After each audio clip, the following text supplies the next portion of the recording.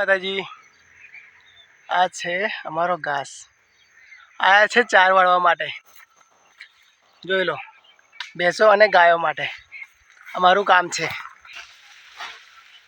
ઘાસ વાળી નાખ્યો છે, હવે લઈ જવાનો છે.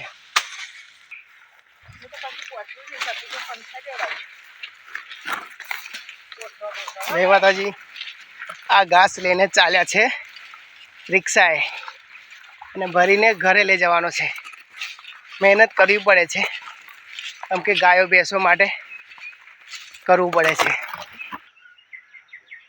અમારી રિક્ષા છે ઓવરલોડ કરી નાખી છે.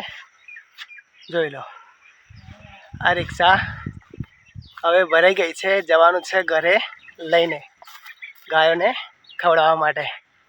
આ રિક્ષા ઓવરલોડ કરી નાખી છે, હવે લઈને જઉં છું ઘરે. કામ કરવું પડે છે ભાઈ, મહેનત કરવું પડે. મહેનત વિના કશું નથી. જય માતાજી.